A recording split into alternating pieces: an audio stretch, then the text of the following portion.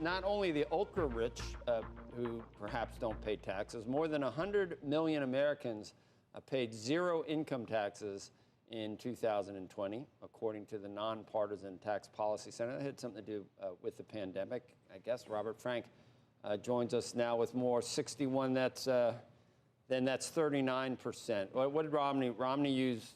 He used 47%, did he not, Robert? Yeah, I think so. And let's talk about these percentages. Yeah, let's talk about these percentages and what they mean. 61% of American households paid zero federal income taxes last year. That is, as you mentioned, according to the Tax Policy Center, 107 million households either paid no income taxes, or federal income taxes, we should say, or received funds from the government. That marked a big increase from 2019. And as you said, was mainly due to the pandemic, where you had high unemployment, stimulus checks, and those tax credits. Tax Policy Center saying the high number is, of course, transitory, but the share of Americans who pay no federal income taxes has been rising for decades. Take a look at this chart. In 1990, only about 21% of Americans paid no federal income taxes. In 2019, before the pandemic, it was up to 44%. The share of taxes paid by the top, meanwhile, has been growing.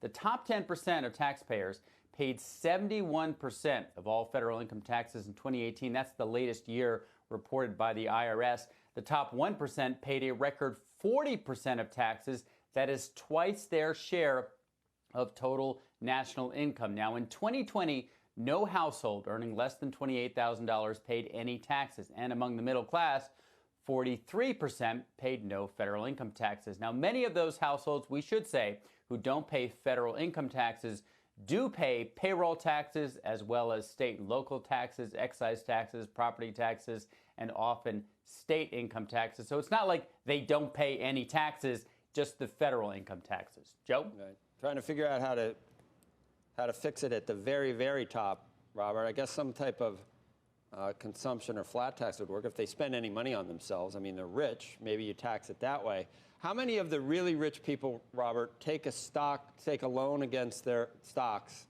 or the company they founded?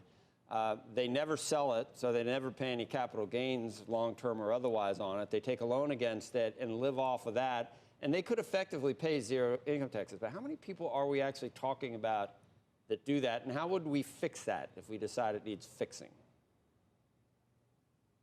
Yeah, it's unclear how you fix it. This has become a very profitable line for private banks. They've been doing this for ages, where you structure a concentrated position, as they call it, and they make loans around it so you can generate income.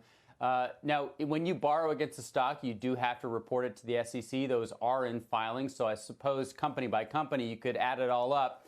But I don't know, does that change the tax structure? Probably not a lot. As you say, the people who are at the very top, let's say the 0.001% not paying taxes, it is a small group. When you look as a whole, again, the top 1% are paying a record share of taxes. I would say the majority of that are W-2 earners as opposed to the stock wealthy. Right. But look, you're right. There are things we could fix in the system that right now overly reward wealth as opposed to work. That could be fixed, like getting rid of Step Up.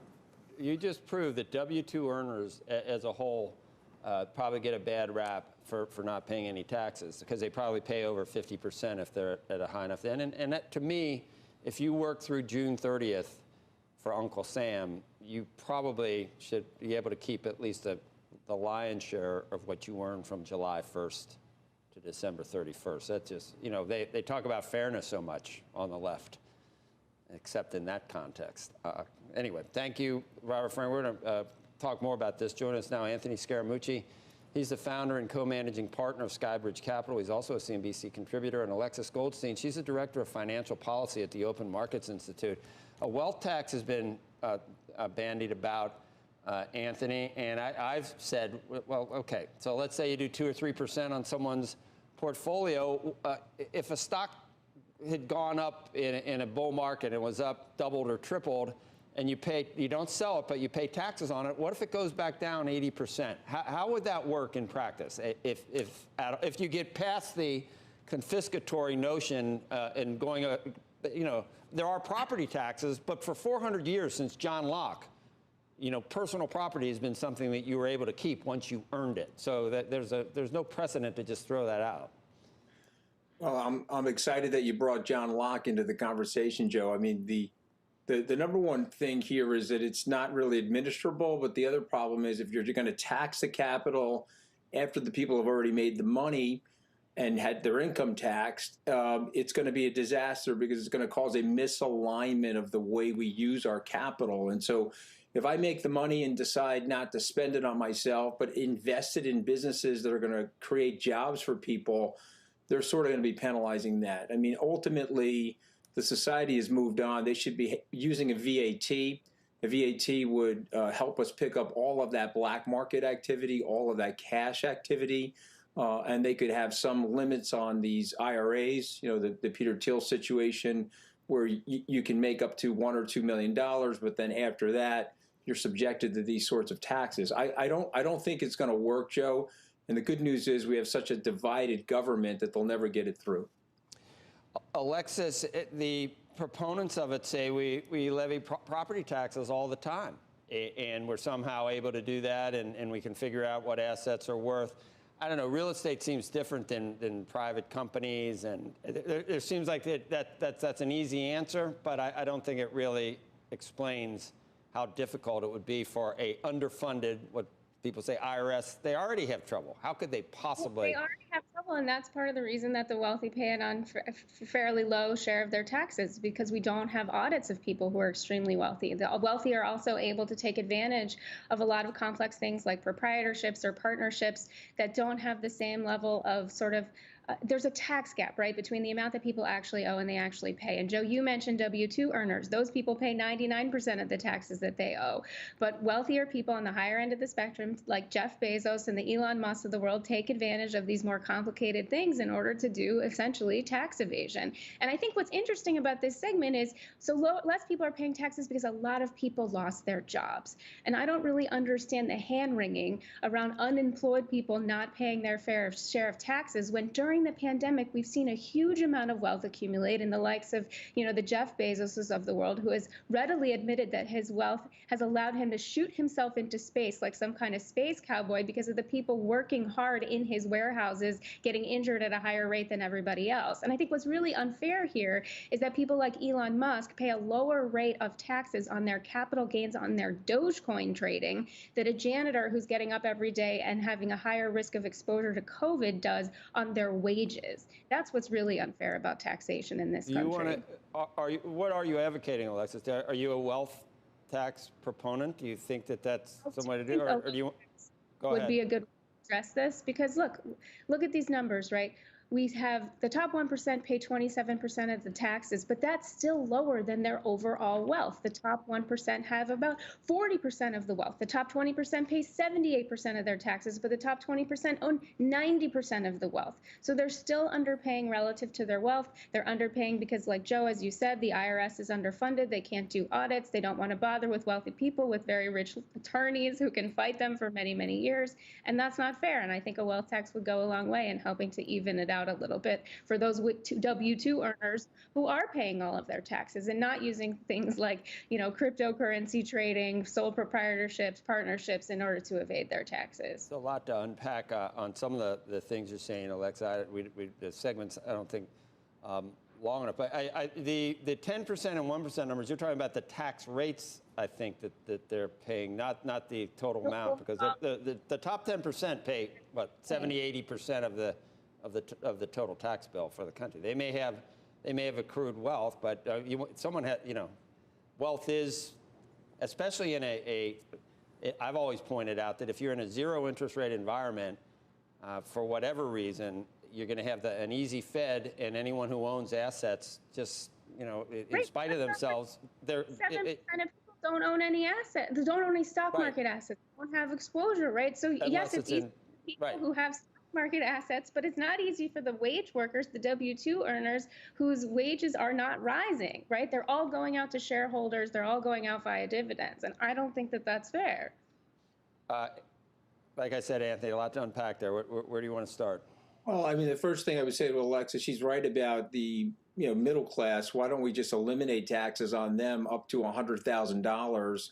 you can implement that VAT, and then along the supply chain, everybody gets taxed, and it gets taxed reasonably fairly at the high end because that's where the consumption is being done. And then on the corporations, I would say these small businesses shouldn't be taxed at all, up to $1 million. Look at what Shopify just did, Joe. We want to encourage commerce and growth and capital activity.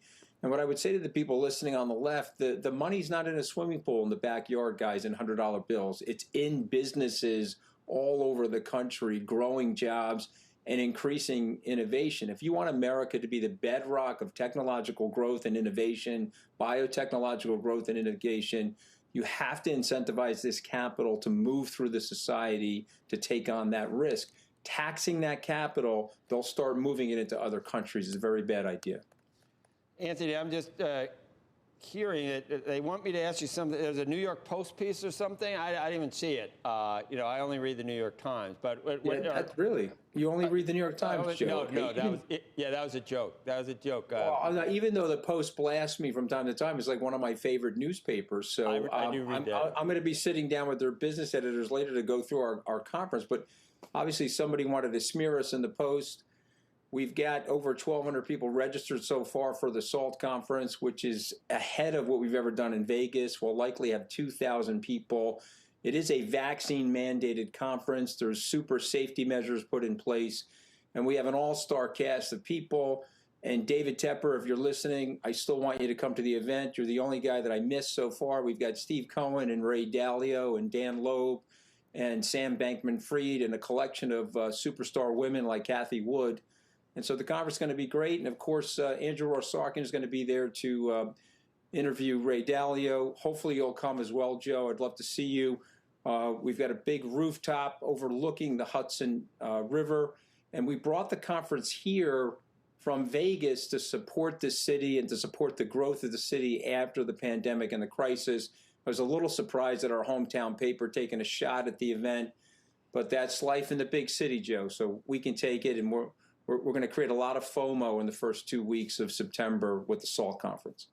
Trying to figure out what axe Rupert or the Post is grinding here. You never know. You never know. You got to do a lot. You never know. But I think they missed the Chainsmokers, which is going to be our big entertainment event on the rooftop overlooking the Hudson. Wow. All right. Yeah.